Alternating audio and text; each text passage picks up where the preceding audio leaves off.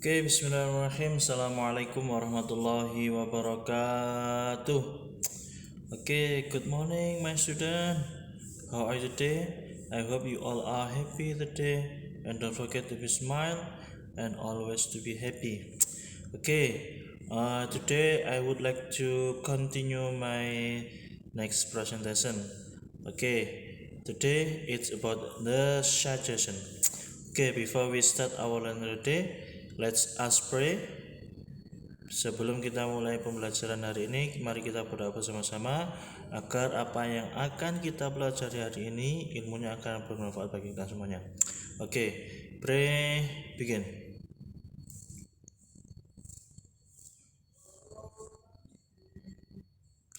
Okay, finish. Thank you.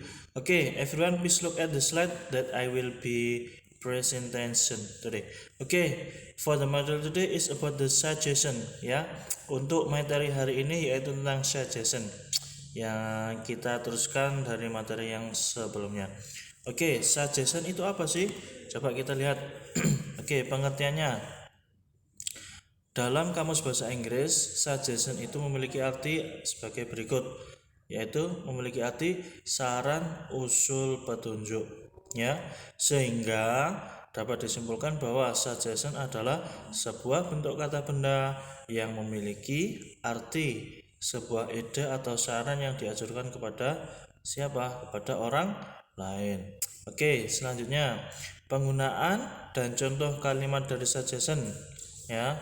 Suggestion atau suggest dapat digunakan dengan 3 cara yang berbeda dengan arti yang identik atau mirip.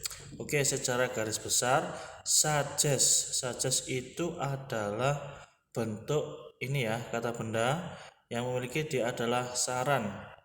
Contohnya in English, let's say I suggest you ya, I suggest you, you suggest me, dan seterusnya.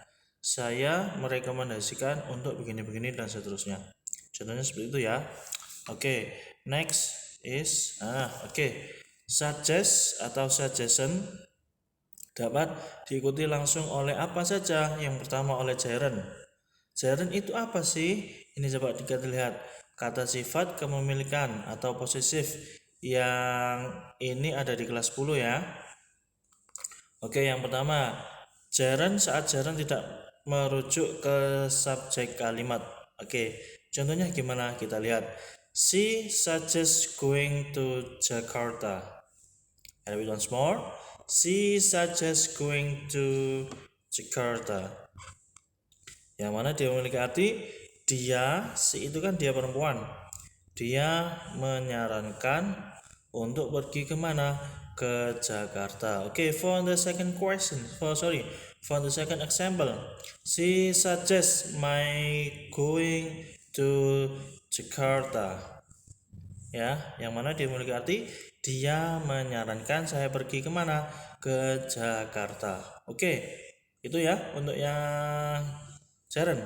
Oke, yang kedua, suggest juga memiliki atau juga dapat diikuti oleh that plus subject, that plus should and kata kerja.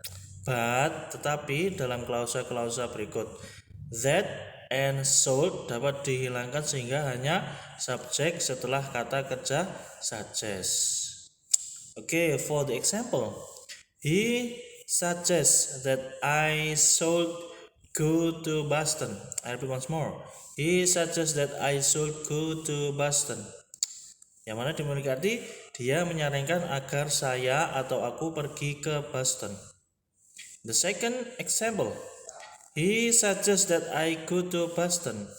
Dia menyarankan agar saya atau aku pergi kemana? Ke Boston.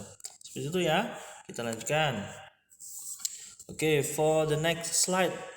Oke, suggest dapat diikuti oleh kata benda yang mana jika artinya sudah diketahui dengan jelas dari konteks tersebut.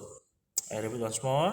Suggest itu dapat diikuti oleh kata benda yang mana dia akan memiliki arti yang dapat diketahui dengan jelas dari konteks tersebut. Oke, look at the example. Ya, contohnya seperti ini. What kind of cake are you having? I suggest brownies. I repeat once more.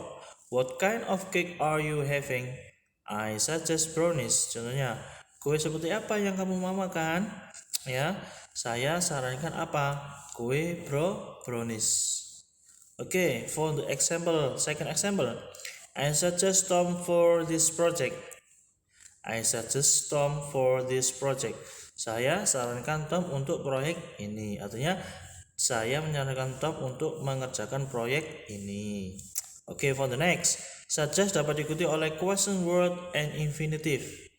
Ya, suggest itu dapat diikuti oleh question word atau infinitive. Okay, for the example, he suggests where to go.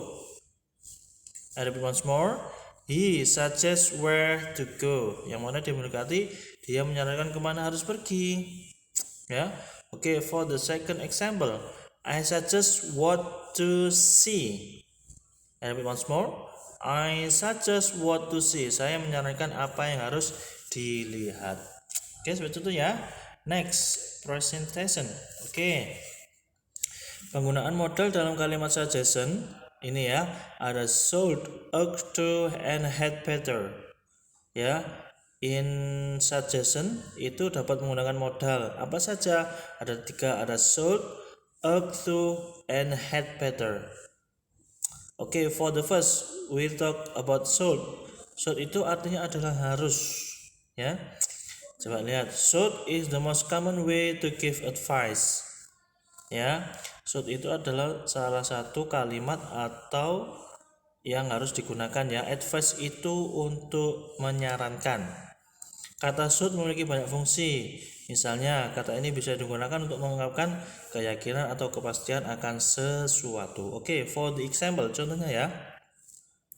She should be here at 3 o'clock. She should be here at 3 o'clock. Oke, dia pasti sudah di sini jam 3. Atau artinya dia harus di sini jam berapa? 3 itu jam 3. Oke, good.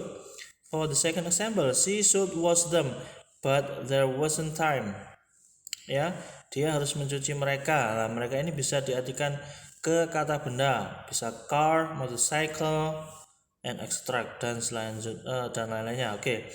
But there wasn't time, tetapi tidak ada waktu. Oke, for the next, kata should bisa juga menggantikan kata if. Nah, ini ya. For the example, should you need more information? Just click ini ya. For the second, if you need more information, just click pustakabahasainggris.com. Ya, ini jadi dapat digabungkan dua kalimat menjadi satu ya. Should you need more information, just click pustakabahasainggris.com. Ya, if you need more information, just click pustakabahasainggris.com. Artinya sama ya. Kata should bisa menggantikan kata if. Ya, yang awalnya if ya bisa diganti menggunakan kata should. Oke, tapi kata should sebenarnya lebih sering digunakan untuk memberikan suggestion atau advice yang bersifat friendly ya. Should itu biasanya ini digunakan untuk memberikan suggestion ketika kita memberikan saran ya. Oke, for the example, you should apply for that job. Kamu harus sebaiknya melamar pekerjaan itu. Gitu ya. Kita lanjutkan yang kedua, yaitu tentang ought to. Ya, ought to itu adalah obligation ya. Artinya apa sih? Kata ought to juga digunakan untuk memberikan suggestion atau advice. Sekarang pertanyaannya, bagaimana cara menggunakannya? Kita lihat. Cara menggunakannya tidak jauh berbeda dengan penggunaan kata should. Namun, ya, sebenarnya kata ought to ini sangat jarang digunakan. Ya, perlu digarisbawahi, ought to ini termasuk dari suggestion, cuman dia jarang dipakai. Oke, but it's okay. Ini hanya sebagai pengetahuan ya. Contohnya, for example, you ought to admit that you made a mistake. I repeat once more. You ought to admit that you made a mistake. Contohnya, kamu sebaiknya mengakui kalau kamu melakukan kesalahan. Okay, for the second example, you ought to go out once in a while. You ought to go out once in a while. Anda harus keluar sesekali. Ya. Oke, yang ketiga. Ini ya, yang ketiga yang terakhir ada had better. Tadi yang pertama ada should, yang kedua ada ought to, and then now had better. Had better ini digunakan untuk urgensi ya, urgensi. The mind, treat and worry. Kata had better atau yang umumnya disingkat menjadi ini ya, kalau di dalam bahasa Inggris ada kalimat I would ya, ada I, komanya di atas, setelah itu ada D ya, yang mana dia memiliki I had better. Juga digunakan untuk memberikan suggestion atau saran. Namun di sini dia dibandingkan dengan should atau ought to, kata had better ini cenderung lebih kuat dan membawa penekanan yang lebih keras atau saran yang diungkapkan dan cenderung berbentuk seperti ancaman tak langsung. Jadi urut-urutannya ini had better. Tadi kan suggestion dibagi menjadi 3, ada should, ought to, sama had better. Tingkatannya had better ini dia di atas, yang paling atas sendiri. Setelah itu ada should, setelah itu ada ought to. Oke, kita lihat pola kalimat should dan ought to ya. Ada had better plus infinitive. Oke, for the example, you had better finish your assignment. I repeat once more. You had better finish your assignment. Kamu sebaiknya menyelesaikan tugasmu. Artinya ini dapat disimpulkan si siswa atau murid tersebut memang belum mengerjakan tugas, sehingga gurunya berkata, you had better finish your assessment. If you don't finish your assessment, I will not give you a value. Ya, kamu harus sebaiknya tuh menyelesaikan tugasmu. Jika kamu tidak mengerjakan, maka saya tidak akan mengasih kamu nilai. Contohnya seperti itu. Oke, for the last about the suggestion, ini ya contoh dialognya between Andi and Sinta. Oke, hi Sinta, why do you look so sad? I am confused. Why? Maybe I can help you. Tomorrow my mother will come here. It sounds nice. She will bring many foods for you. No, Andy, that's the problem. Tomorrow I will go to Java Jeff Festival with my friends. I have booked a VIP ticket. I think you should tell your mother that you will go to the Java Festival, so she knows what you will do tomorrow. Alright, I think I will do that. I am sure that she will understand. Thanks, Andy. Ya, contoh dialognya seperti itu. Ya, yang pasti di sana ada suggestion ya. Dari dialog tersebut menceritakan bahwasanya Andi ini kelihatan sedih. Kenapa sedih? Karena besok ibunya akan datang atau menemuinya, tetapi Andi tidak ada acara. Di mana? Di Java Jazz Festival. Dengan siapa? Dengan teman-temannya. Karena dia sudah membeli tiket yang VIP. Akhirnya si Andi ini menyarankan ya, giving suggestion to Sinta, kepada Sinta, bahwasanya lebih baik Sinta memberitahukan kepada ibunya. Oke, I think enough for the day ya. Saya kira cukup untuk hari ini. Thank you for the day. Don't forget to understand the material. If you are still not understand about the material, you can ask me or asking in the forum in Google Classroom. Jika kalian masih belum paham, bisa bertanya dengan saya atau di Google Classroom forum ya.